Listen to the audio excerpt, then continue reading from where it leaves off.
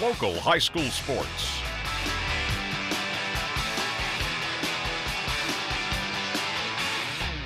Talking season is in full effect right now. Still over 5 weeks to go before the football Cats take the field against Louisiana Lafayette. Until then, Mark Stoops will try to answer the same questions 47,000 different ways until the opener. The UK football kickoff luncheon is one of those times where Stoops and his staff take questions about the upcoming season. One of the questions that keeps popping up is if this is the year the Cats can match up against SEC teams.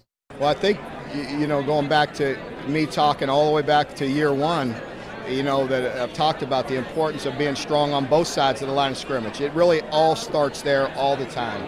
You have to have great players across the board. I think we all know that.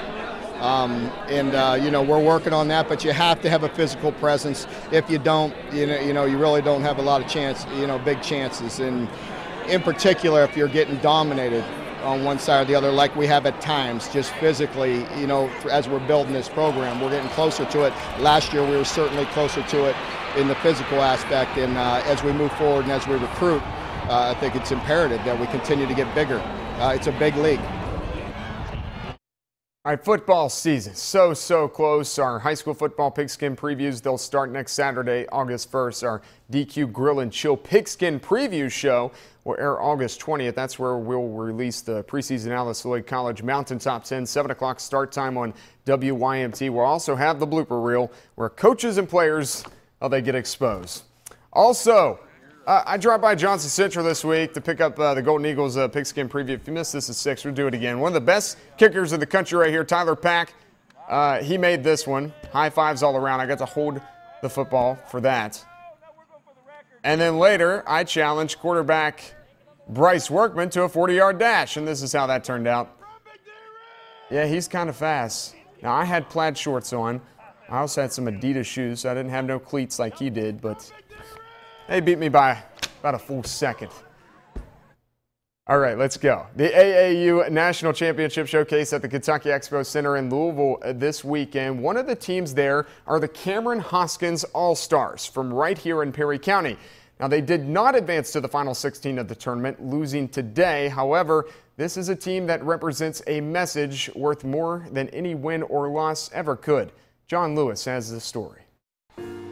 August 22nd, 2009. It's a date Connor Hoskins will never forget. It's the day the now 18-year-old saw a car hit and kill his identical twin brother Cameron on this stretch of road in Perry County. Me and him were playing ball together, and one of our buddies, one of our best friends from grade school, and one of the balls rolled down the hill. He went after it, and the car came around the curve going about 70 miles an hour and just took him out. After the tragedy, the Hoskins family found a way to honor a boy who was taken from them by giving other kids a chance to earn a college scholarship. If he was still alive, he'd be right here with us every weekend. It's just an honor to be able to play through him. Connor plays for the AAU team called the Cameron Hoskins All-Stars. It's a family affair. Older brother Corey is the head coach. Corey's assistant is their dad, Louie. Together, this team from the mountains travels to tournaments to play in front of college coaches who are looking for talent. These players show their skills while keeping the memory of a family member and friend close to their hearts. We was hoping to take a tragedy and do something good for other kids and to help out and hopefully get some of these kids some looks for college and give them a chance to go to school and just help somebody else make a bad thing a good thing. When we play back home, when these guys play with their high school teams, there might be 1 or 2 college coaches that ever come up in the mountains to watch them play. But when you come down to these things, like this year, this is our 5th NCAA certified event. They've had a chance to play in front of probably 500 to 1,000 coaches just this year. And this is the 4th year that we've done this, and it just gives them so much more of a broader horizon, for coaches to see them and see them play. We hear a lot about turning tragedy into triumph, and basketball is only one way the Hoskins family has seen Cameron's memory live on. A scholarship in his name is awarded each year to 2 students in each high school in Perry County, and a walking and running event is held in his honor in the county as well. For Connor, taking the court and playing his brother's favorite sport has helped and healed him and his family. But it gives them something to keep their mind off things, and that lets them express their emotion about him through this.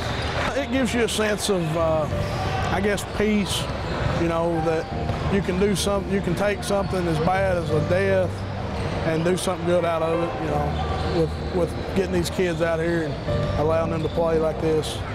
I want his name to be carried on and do things the right way and help children in every way we can to go to college and help them out in that way. He would love it. He loves sports. He loves basketball more than anything, and I think it would have. I really believe he would enjoy this. In Louisville, John Lewis, WYMT Mountain News. Good stuff there from John Lewis, of course, a former WYMTer himself. Now to baseball. Like a shirt rack at a yard sale, virtually every Red is hanging there waiting to get picked up by someone in need. At this point, no player is secure, and by the trade deadline, which is next Friday, July 31st, Cincinnati's pro baseball team may need a meet and greet to learn everyone's name who still plays for the franchise. Johnny Cueto still plays for the Reds, and he pitched 8 scoreless innings tonight, just went final, and they win. The Reds do in Denver against the Colorado Rockies 5-2. They will close out the series tomorrow afternoon, 4:10 Eastern.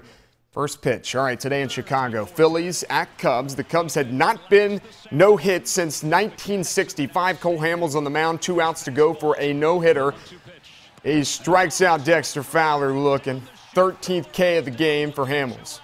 Cubbies down to their final out now of the game, and Chris Bryant at the dish. Smashes one deep. Adubel Herrera back at the wall, and he barely makes the catch as he falls down, still makes it.